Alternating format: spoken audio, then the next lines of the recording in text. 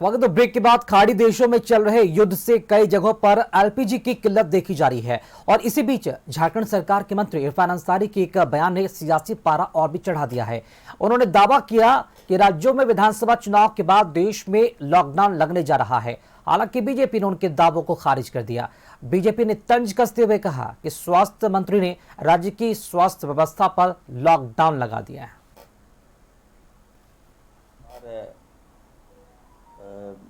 जो क्राइसिस बढ़ता जा रहा है, केंद्र सरकार जो है हमारे इंटरफेस को करे। मोदी जी से मैं आग्रह करता हूं कि आप इंटरफेयर कीजिए। ये तो आने वाले दिनों में भयावह स्थिति पैदा हो जा रही है। एक सर्कुलेशन आया है, मैं आपको बता दूं कि अब तो 200 लीटर से ज़्यादा पेट्रोल नहीं ले सकते, डीजल नहीं ले सकते। तो हालात तो पैनिक हैं, देख लीजिएगा। और जो बातें आ रही थी कि नहीं लॉकडाउन हम नहीं लगाएंगे देश में, तो ड्यू टू इलेक्शन, ठीक है, और सब्सिडी भी दिया गया है इलेक्शन के कारण ही। इलेक्शन जैसे खत्म होगा देखिएगा भारत में लॉकडाउन लगेगा। इरफान अंसारी जी को ये बताना चाहिए कि लॉकडाउन तो उन्होंने स्वास्थ्य विभाग पे लगा दिया है और एक बड़ा सा ताला लटका दिया है।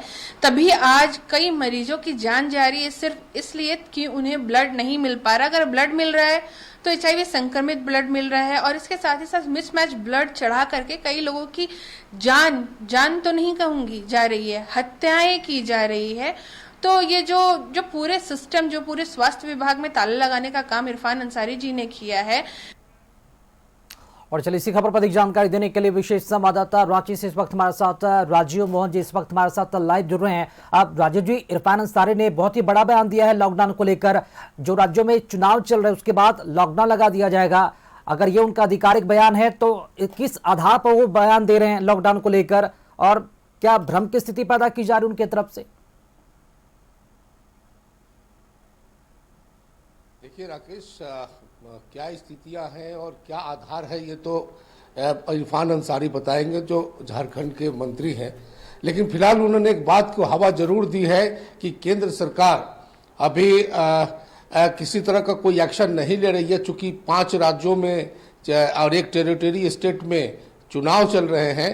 तो उन्होंने एक तरह से कहे तो एक बड़ा मुद्दा उठाया है और उन्होंने कहा कि जिस प्रकार से मिडिल ईस्ट में जो वार चल रहा है, ईरान, इजराइल और अमेरिका के बीच जो युद्ध चल रहा है, उसका व्यापक असर होने वाला है। और यहाँ रसोई गैस की किल्लत के साथ साथ पेट्रोल डीजल की भी कीमतें आसमान छुएंगी, महंगाई बढ़ जाएगा। तो इस तरह की उन्होंने एक बड़ी बात कही है।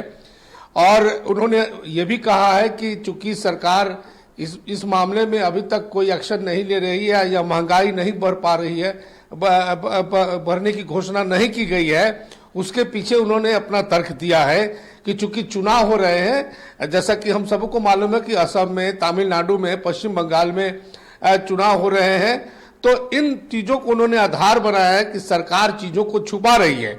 लेकिन दूसरी तरफ जो भारतीय जनता पार्टी है, यहाँ जो मुख्य विपक्षी पार्टी है, उसने कहा है कि जो भी इरफान अंसारी कह रहे हैं या झारखंड मुक्ति मोर्चा के मंत्री या नेता कह रहे हैं, वो भ्रम की स्थिति पैदा करने की कोशिश कर रहे हैं।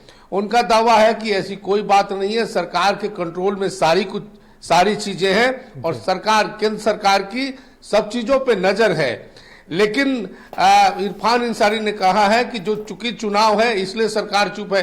तो देखिए इस पूरे मामले का आधार क्या होगा, असलियत क्या है, वो तो कुछ दिन के बाद पता चलेगा। लेकिन फिलहाल जिस प्रकार से या 5 राज्यों में 6 राज्यों में जो चुनाव चल रहे हैं, इरफान अंसारी के बयानों पर सवाल इसीलिए उठ रहे हैं क्योंकि पिछले दिनों केंद्र की सरकार और प्रधानमंत्री नरेंद्र मोदी ने स्पष्ट कर दिया कि देश में फिलहाल कोई लॉकडाउन लगने नहीं जा रहा। अगर वो इरफान अंसारी इस तरह का बयान दे रहे हैं तो वही जानते हैं या फिर उनका आशय क्या है बयान देने का, फिलहाल ये उन्हें ही स्पष्ट करना होगा। फिलहाल बहुत शुक्रिया आपका खबर पर अपडेट जानकारी देने के लिए।